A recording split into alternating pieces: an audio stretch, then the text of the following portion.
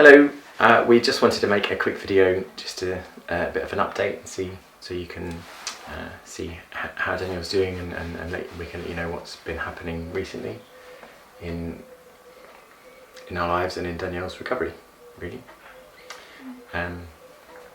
So we did talk a little while ago about Danielle going to the Wolfson Centre in London for an assessment, which she's now completed. That was 1 day a week for 4 weeks, and that's pretty tough days, wasn't it? Yeah. Things like physio assessments and occupational therapy and psychology and sitting around talking to people in a group. Yeah. Which Danielle only did once. And then decided it wasn't my worth it. favourite activity. It wasn't great, was it, for you? No. So that's done. And actually, in some ways that's been really helpful, because the sort of cognitive assessment of Danielle was really pinpointed where the issues are and where rehab needs to be sort of targeted. So their major discovery, and the thing that we've found most helpful, has been that in terms of Danielle's understanding and intelligence and cognitive sort of function, it's all absolutely fine. In fact, it's what is it? Superior. Superior and partly very superior. Yeah. So she's doing really well. So those parts of her brain are doing really well. But the problem is with the understanding the speech and sort of converting that into something that's understood, and then getting the speech out. And when I say speech, I mean writing and reading and those sorts of things. So that's the issue. It's like a interface thing rather than a processing thing, which has actually been helpful for us. And actually, that's what you've been saying for a long time, isn't it? That's Yeah. It's nice to know that my thinking is just as good as it was before. That I can still make decisions, and I can still think about things just as I did before. That hasn't changed. I think from the assessment that has not been affected. But yeah, my language has. Yeah, and that's what you've been saying for a long time, hasn't it? Yeah. You've been saying, I nearly had a T-shirt made with "I'm not a moron" on it, because I think when people come in, when Danielle starts talking and it's difficult, people do assume that they do talk to you like you're stupid, and sometimes it's people trying to be clear and concise and slow, but actually, they can talk to you like you're. Yeah. Like you're. Because a brain injury childlike. is different for every person. So for some people that have a brain injury, it does affect their capabilities. So they assume that is for me as it is for everyone else. And I've met a lot of people at the Wolfson, and there was something, that had changed their capabilities or their thinking. So they kind of already talk to me as though that's the case for me, up until I can justify it, until I can prove. Yeah. But also sometimes I believed from the first place that my thinking was fine, but then sometimes I say words and I'm sure I said the right one, but I didn't. So maybe I can't think of an example. Sometimes I mean to say months, but what I've said is hours, or I meant to say weeks, and actually I said hours, but I was so sure that I had actually said the one that I was supposed to say. So I was never sure whether my thinking was the same, whether I thought it was fine but actually wasn't. Do you know what I mean? Yeah. So it's nice to have that confirmed. Yeah. It's a very interesting process, actually. Really hard, but interesting how they kind of do it. Yeah, they do everything. They don't just ask a couple of questions. They ask so many questions and are quite insightful, and to really find out what's going on and what isn't going on. Isn't it? Kind of, to get the full picture. It's a long process. So looking forward now, Danielle's been, I think they're happy that Danielle's going to be best served by being given rehab in the community, and that's going to be speech and language primarily, and probably a little bit of physio as well. There's an OT. There's a report that comes from the Wolfson, and that's going to take weeks and weeks to come through. So again, we find ourselves treading water, waiting for something to happen. I actually need to phone the community team and see if they're willing to sort of start things without that report. And see what's going on there, because they knew when that ended, so I just need to get in contact with them. Some other great news that you might have seen on Facebook is that Danielle's done a driving assessment, I suppose, isn't it? Mm-hmm. Which is really good, and they were like, yeah, you're fine. No problems, you're fine. And that's been, I think Danielle has known that she could do it and known that she's fine, just like with speaking, with the sort of understanding. She's known that she would be fine, she's not been concerned about it at all, but it's been medical advice that you don't, and that's been an emotional thing as well, because it's so linked with independence and feeling like yourself. I'm talking for you, but it's fine. It's not because you're a moron.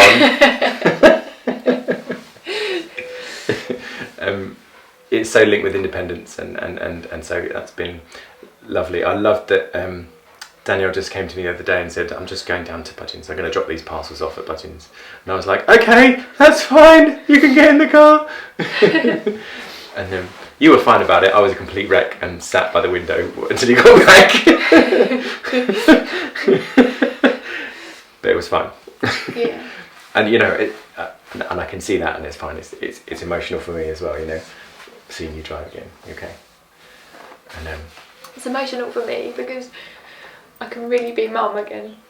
Because that whole time I couldn't do stuff for no. Sometimes, I couldn't take him to swimming without having a babysitter, someone else to drive, or when he needed new school shoes, I couldn't do that because I know you were working. Yeah. But I couldn't do it because I couldn't drive. So it's really nice to be. I feel like I'm an adult again, and I'm mum again, because I can take him if I need to, and do those things. It's a big deal, isn't it? And it's really, really good. And I don't think I phoned the DVLA when we got back from the assessment and said, this has come through, what do we need to do? And I phoned the insurance company and said, I need to tell you that Danielle's had a stroke and she's just had this assessment and she's okay to drive. And they both kind of went, all right, we don't care, that's fine. Yeah. Get on with it. So I was like, oh, okay. Expecting some form to fill in or something, and they're both like, okay. Thanks for letting us know. You carry on. So it was all good. Anticlimax. And, but yeah, Danielle took Noah bowling yesterday when I was working, which was I was really proud of you. I'm so proud of you. Really am. And on to what's prompted this video, really, which is today is the day of the London Marathon, and Danielle's friend from work, Robin Matson, is smashing it, basically. I think she's probably finished by now. What time? No, she's not finished by now, but no. She's running with the. I'm still. You're gonna keep tracking her, yeah. Keep an eye on her. Yeah. She's running with the kind of elites at the front, and we've been tracking her time, and it's ridiculous. She gets. She ran the first 5k in quicker than it takes me to get dressed for a run. So that's very impressive. She's done 25k. 25k so far, yeah. In an hour and 50 on track for just over 3 hours. Yeah. Finish time, which is astounding. Yeah. I think about how much effort that is, and the reason that we're mentioning it is because Robin's raising money for our sort of little campaign to help us out financially, isn't she? Yeah. She's been incredibly generous, and she made sure that she came with another friend whose name escapes me now. Is it Emma? Is it Emma? No. Lizzie. Lizzie. Sorry, Lizzie. To come visit Danielle in hospital and bring gifts and cards and things to see how you are, and now she's doing this, and it's really, really generous, and it means a lot, and thank you very much. And it's been very touching to sort of be aware that that's going on and watch her do that. So yeah, so I'm grateful, watching Robin. the marathon on the TV, and that's I'm looking at it and thinking there's such hard work, and I know she's running because she enjoys it, because she's really good at it, but that is such hard work, and she's raising money for MS, which is important to her, but also raising some money for me. Sorry. Okay, Annie, sorry.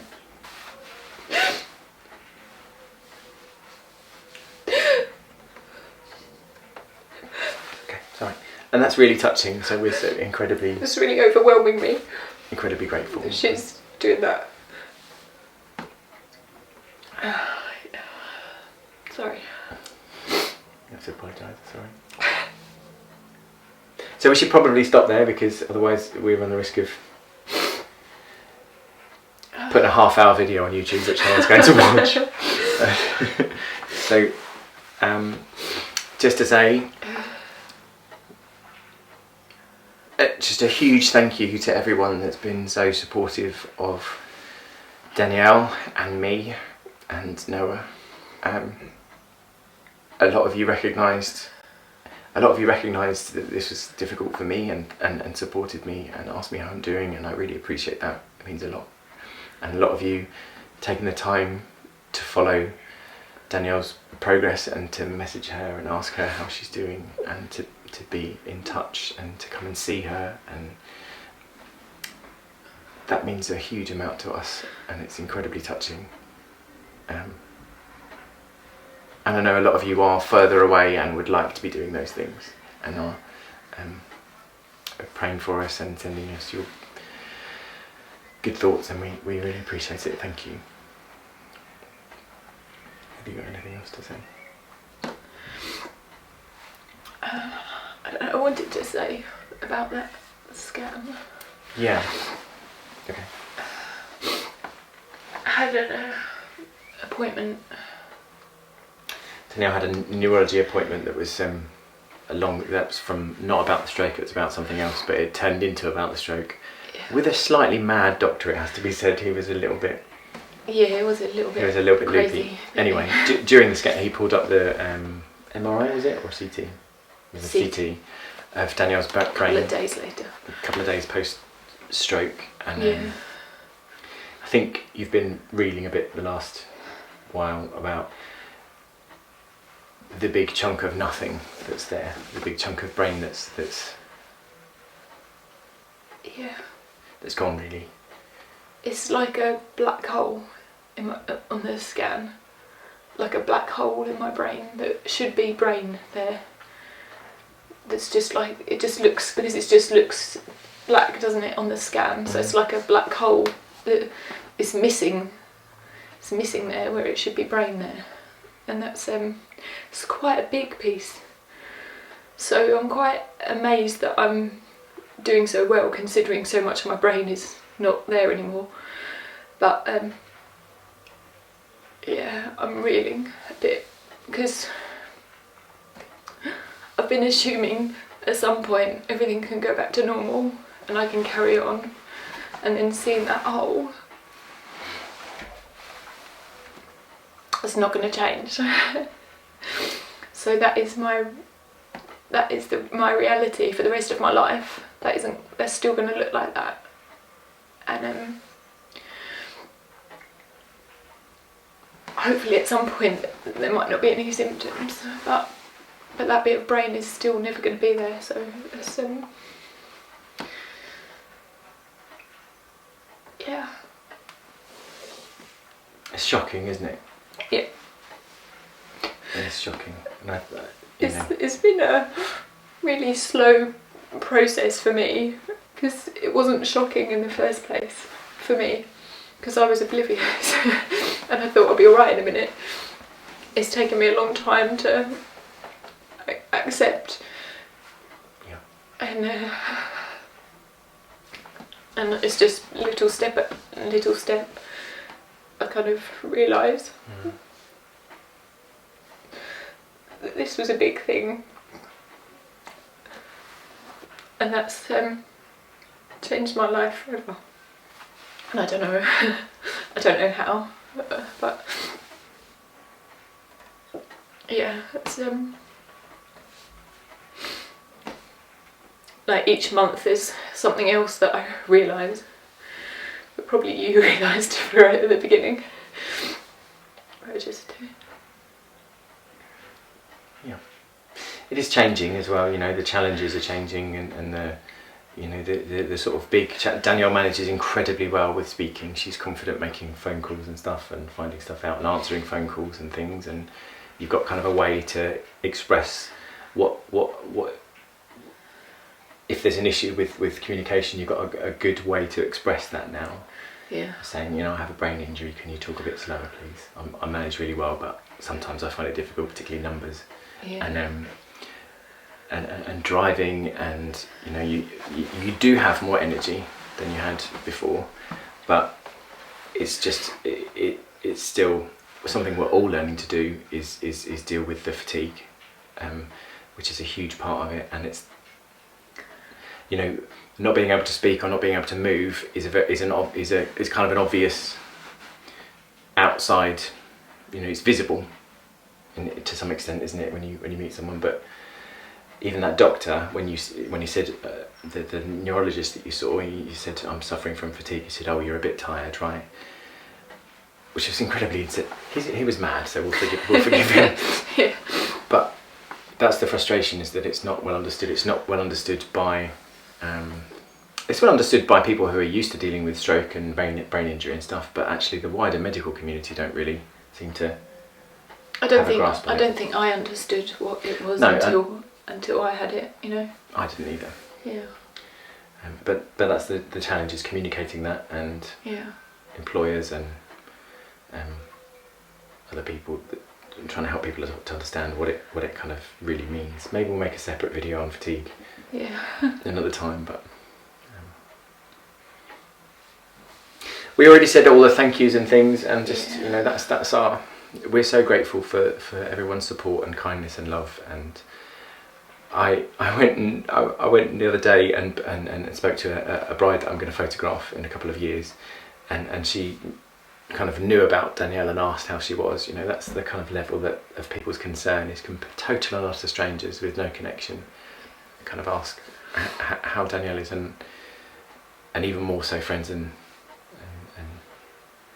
family. So thank you so much for your support. And Robin hasn't finished yet, so go Robin. You got this.